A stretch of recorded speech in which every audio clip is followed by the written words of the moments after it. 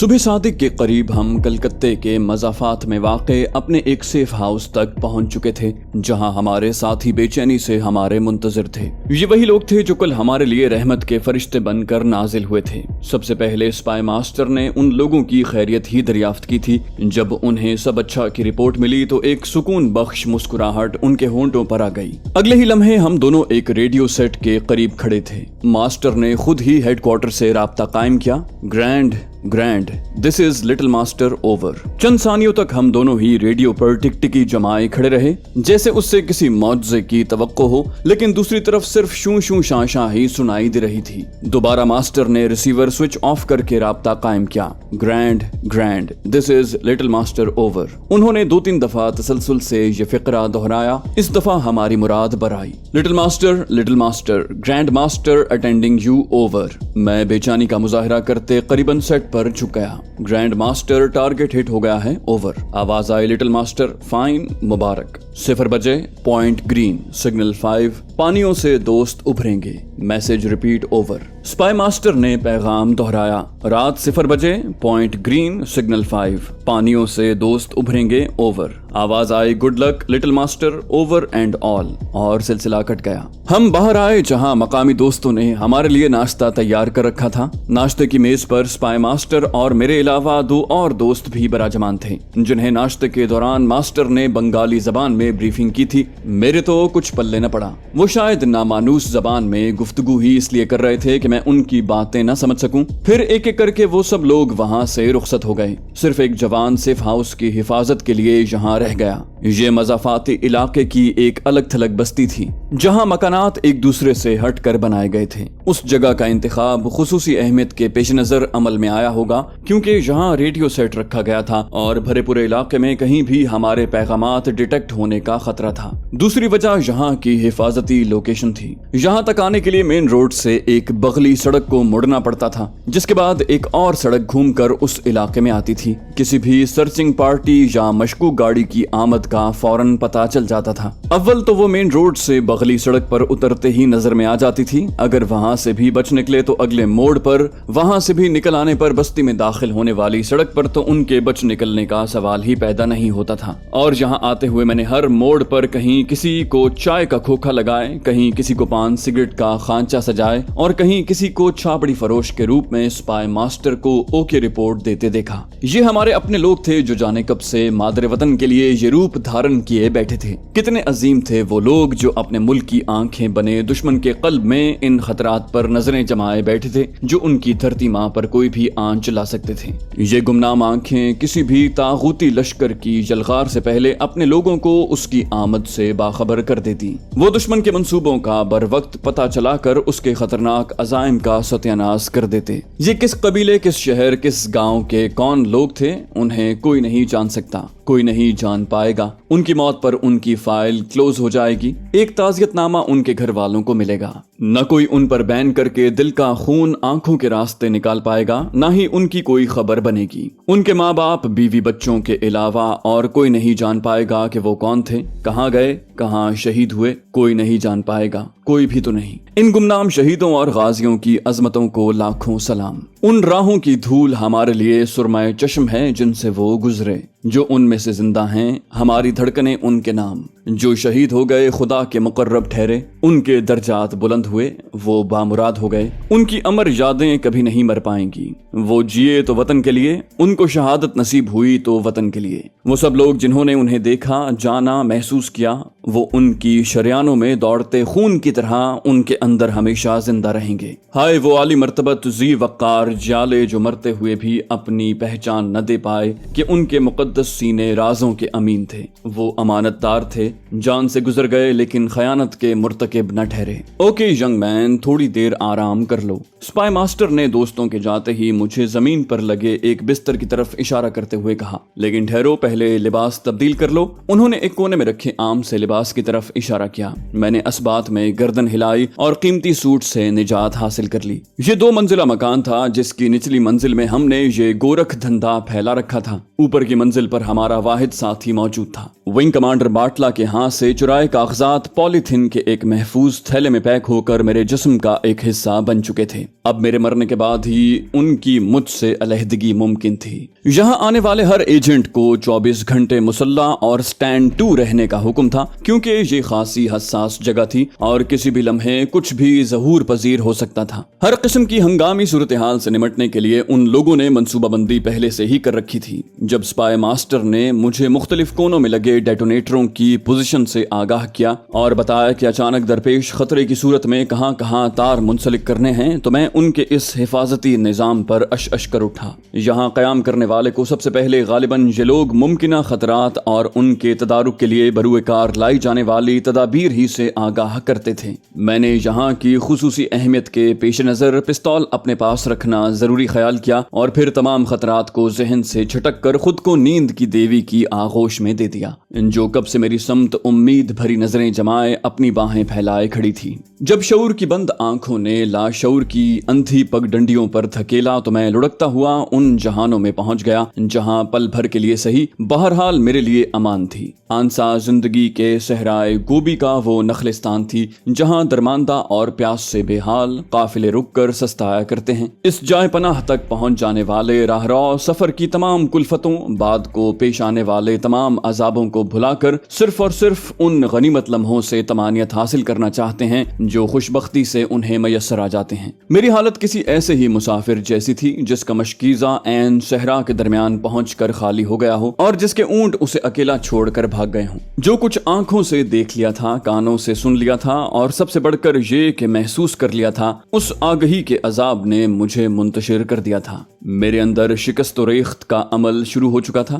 یہ میرا ہی نہیں، مجھ جیسے تمام دردمندوں کا المیہ تھا۔ ہم بہرحال انسان تھے، آنکھیں بند کر کے کب تک سہانے سپنوں میں کھوئے رہتے۔ حقائق سے فرار بھی ایک حد تک ممکن تھا اور اب ہم اس حد سے گزر چکے تھے۔ اب تو تلخ حقیقتوں کے سیاہ ناگ ہمارے گردا گرد اپنی زہریلی پھنکاریں بکھیر رہے تھے اور ہمیں اس کسیلی سچائی کا سامنا کرنا تھا کہ بنا اس کے نجات کی راہ نہیں تھی۔ میں نے بڑے بڑے جالے جرنیلوں کو جن کے سینے بہادری کے تمغوں سے بھرے پڑے تھے تنہائی میں رو رو کر خدا کے حضور پیشانیاں رگڑتے دیکھا تھا۔ وہ بارگاہ عزدی میں بچوں کی طرح سسکیاں لے کر التجائیں کرتے تھے کہ الہی یہ دن دیکھنا بھی ہمارا ہی مقدر تھا۔ پرائے دشمن کا وار سہنے کا بھی ایک اپنا لطف ہے۔ جب کوئی فوجی جوان اکیلا 10 دشمنوں سے دست بدست جنگ میں جت جائے تو جسم پر لگنے والی ہر سنگین اس کے غضب کو بڑھاتی ہے، بزدلی کی طرف مائل نہیں کرتی۔ وہ خون جو مادر وطن کی ہریالی کے لیے بہے ارجمندوں کا خون ہوتا ہے۔ دشمن سے لڑنا مرنا ہمارا صرف پیشہ ہی نہیں، عشق بھی تھا۔ وہ جن کے سینے دشمن کی گولیوں سے چھلنی ہوئے، انہوں نے مسکرا کر جان آفرین کو سونپی۔ انہوں نے جہاں رزم گاہے حق کو باطل دیکھی، بڑھ چڑھ کر شہادت کی ہر صدا پر لبیک کہا، صرف اس لیے کہ وہ سرخرو ہوئے، سرفراز ہوئے۔ لیکن جب اچانک گھات میں لگے کسی اپنے کے ہاتھوں فائر ہونے والے لانچر نے کسی مجاہد کی جان لی تو کوئی ہے کہ کرب کی ان گھڑیوں کا اندازہ کر سکے؟ کتنا اندوہناک درد ہوتا تھا وہ۔ 2 بالشت کے کسی مکتی باہنی کی چلائی گولی جب کسی 6 فٹ کے کڑیل جوان کے بازو میں گھس جاتی تو اس کی روحانی موت تو وہیں واقع ہو جاتی۔ میں نے فیلڈ ہسپتالوں میں وہ شیر دل جالے ذہنی عذاب بھگتتے دیکھے تھے جو کسی بھی مرحلے پر کسی بھی حالت میں دشمن کا منہ توڑنے کی ہمت رکھتے تھے، جنہیں بھوکے پیاسے رہ کر لمبی مدت تک لڑنے کا تجربہ حاصل تھا، جن کے چہروں سے موت بھی ہریالی نہ چھین سکی، لیکن جو اب بجمردہ چہرے لیے بادل نخاستہ غداروں سے جنگ میں مصروف تھے۔ عزم کی آہنی چٹانیں تڑکنے لگی تھیں، سربلند جذبے ڈگمگا رہے تھے۔ انہیں اگر کوئی شے سرگرم رکھے ہوئے تھی تو صرف یہ کہ یہ زمین ان کی تھی، یہاں کی فضائیں، یہاں کے موسم، یہاں کے دریا، پہاڑ، کھیت، فصلیں، سب کچھ ان کا تھا اور جیتے جی وہ اپنا یہ سب کچھ دشمن کو دینے کے لیے تیار نہیں تھے۔ میں بھی انہی میں سے ایک تھا، انہی کی طرح لڑنے مرنے والا، احساسات رکھنے والا، لیکن اس معاملے میں اس حد تک خوش قسمت ضرور تھا کہ آنسا کی شکل میں مجھے محبت کی وہ سلیپنگ پلز میسر تھیں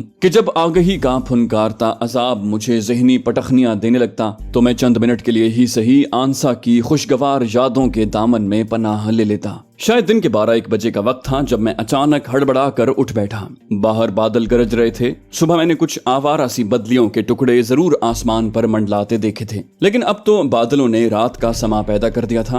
आंख खुलते ही बेइख्तियार मेरा हाथ सरहाने रखे पिस्तौल पर पड़ा। पहले तो मैंने यही समझा कि शायद बादल गरजने की आवाज से मेरी आंख खुली है, लेकिन मेरे कंधे पर स्पाई मास्टर का हाथ था और उन्होंने मुझे झंझोड़ कर बेदार किया था। दूसरे ही लम्हे सूरत हाल मेरी समझ में आ गई, क्योंकि हमारा तीसरा साथी स्टेन गन और गोलियों का भरा थैला संभालता तेजी से कमरे से बाहर निकला। जल्दी खेल खत्म करके बाहर निकलो, स्पाई मास्टर ने मुझे हुक्म दिया और मैं अपने काम में जुट गया। उन्होंने कोड बुक अपनी जेब में उड़स ली थी और वहां मौजूद हर ऐसी चीज जिससे हमारी कोई भी पहचान मुमकिन हो सकती कमरे के वस्त में ढेर करने लगे। मैंने डेटोनेटर इस तरह फिक्स कर दिए थे कि दरवाजा खुलते ही मकान अपनी तमाम अशिया और हमला आवरों समेत भग से उड़ जाता। इस सारे अमल को पाए तकमील तक पहुंचने के लिए शायद सिर्फ 2 मिनट इसलिए लगे थे कि यहाँ एक तरतीब से तंजीम कार फरमा थी। मैं तो तरबियत याफ्ता कमांडो था ही, जिसे ऐसे हालात से निमटने की खुसूसी तरबियत दी जाती है, लेकिन स्पाई मास्टर भी मंझे हुए जर्नैल की तरह तमाम हालात को कंट्रोल किए हुए थे,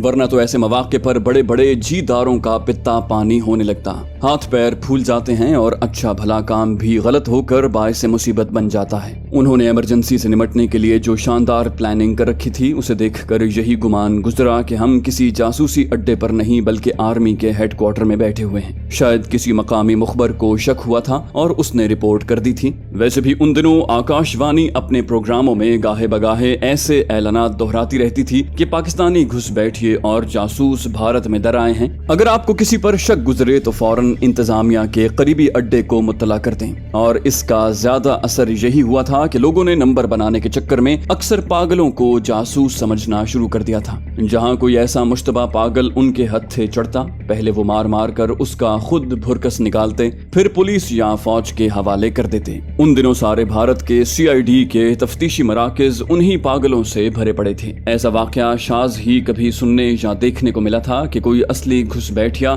जनता की कोशिश से गिरफ्तार हो गया हो। हमने लंबी लंबी बरसातियां ओढ़ रखी थी, जिन्होंने हमारे लिबास को भी छुपा लिया था। अभी बमुश्किल चंद गज दूर ही पहुंचे थे जब अचानक तेज बारिश ने हमें आ लिया। ये गैबी मदद का इशारा था जो मुझे हर दफा किसी न किसी सूरत मिल जाता और मेरे हौसले दो चंद हो जाते। बारिश की शिद्दत के साथ हमारी रफ्तार में भी इजाफा होता जा रहा था। मैं अब तसव्वुर की आंख से पुलिस या फौज की बेबसी का नजारा कर रहा था। वो लोग भागम भाग उस तरफ आ रहे होंगे जहां मौत उनकी राह में आंखें बिछाए मुंतजिर थी।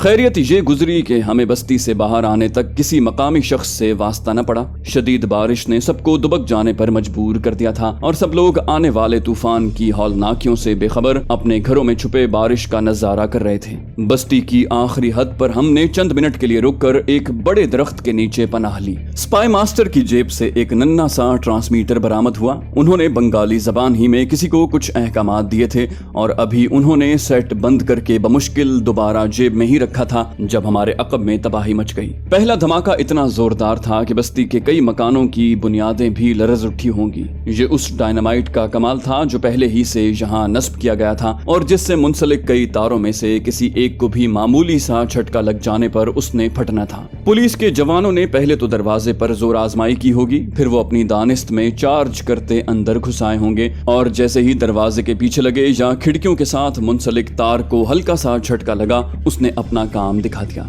अब वहाँ सिवाय खसो खाशाक के ढेर या फिर उन बदनसीब सिपाहियों की लाशों के कुछ नहीं रहा था, वो जो किसी कारनामे की उम्मीद पर वहाँ गए थे। उसके बाद धमाकों का सिलसिला शुरू हो गया। ये वो टाइम बम थे जो जगह जगह छुपाए गए थे ताकि डायनामाइट सिस्टम फेल होने की सूरत में उसके मुतबादिल के तौर पर काम शुरू कर दें। हमारा सफर धमाकों की पसे पर्दा मौसीकी में जारी रहा और जब 2-2.5 घंटे के बाद मुख्तलिफ खेतों, पगडंडियों, सड़कों, नदी नालों से गुजरकर हम एक बड़ी सड़क के नजदीक पहुंचे तो बारिश थम चुकी थी। एक खाली टैक्सी को हाथ देकर हमने रोका और शहर के एक बारौनक चौक में उतर गए। बरसातियां तह करके हमने अपने बाजुओं पर फैला ली थी। इस बारौनक चौक से मास्टर ने इतने चक्कर मुझे दिए थे कि मैं तो क्या कोई कंप्यूटर भी होता तो उन रास्तों को अपने जहन में महफूज न रख सकता। मेरी हैरत तो दो चंद उस वक्त हुई जब एक जगह से फोन करने के बाद 2-3 ऐसी ही बारौनक गलियां घुमाकर मास्टर मुझे एक स्टोर पर ले आए। ये पाटिल का वही जनरल स्टोर था जहां मैं इससे पहले भी आ चुका था।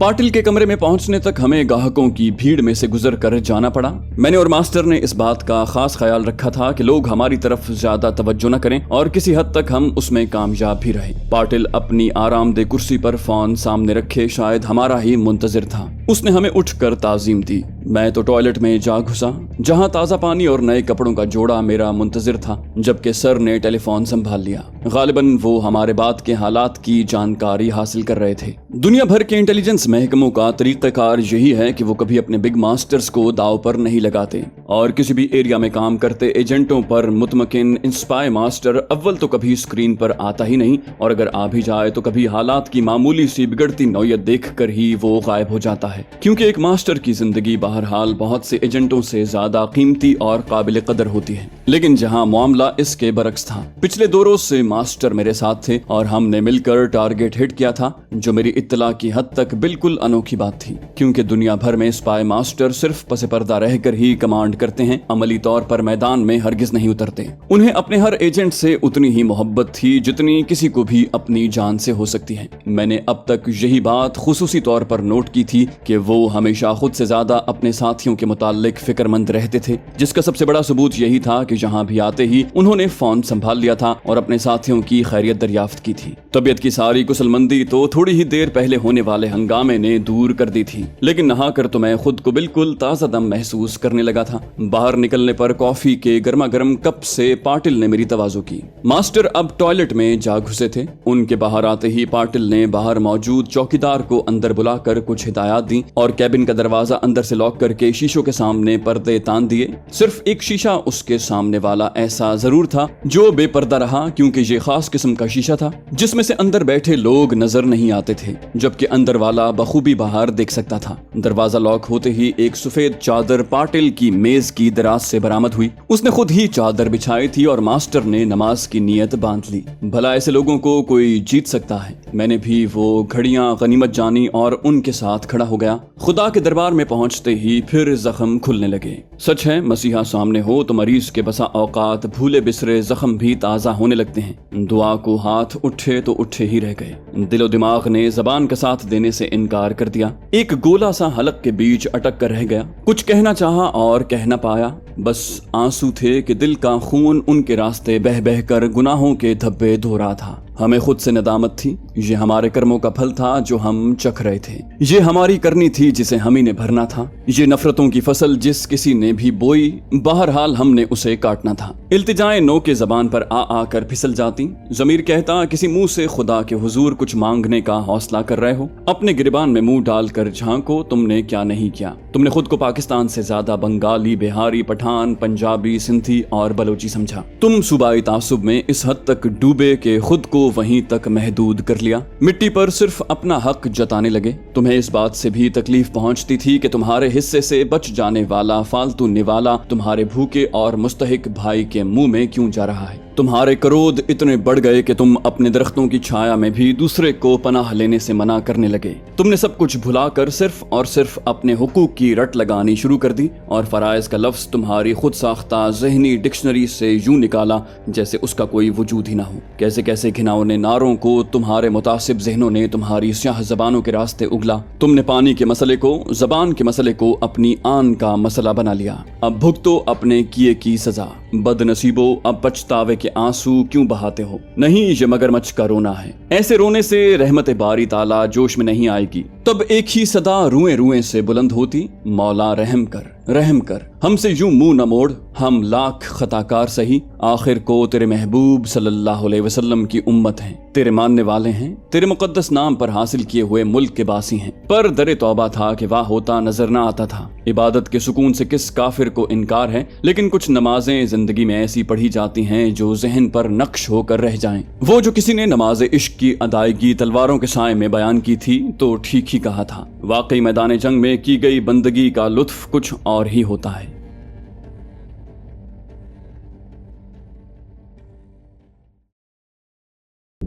दोस्तों ये थी हमारी आज की एपिसोड। उम्मीद करते हैं आपको हमारी कहानी पसंद आई होगी। जाने से पहले इस वीडियो को लाइक कीजिए और शेयर करना मत भूलिए। कमेंट करके हमें बताइए कि आपको हमारी वीडियो कैसी लगी। और अगर अभी तक आपने इस चैनल को सब्सक्राइब नहीं किया तो इसे सब्सक्राइब कीजिए और बेल आइकन दबाकर ऑल नोटिफिकेशंस ऑन कर लीजिए।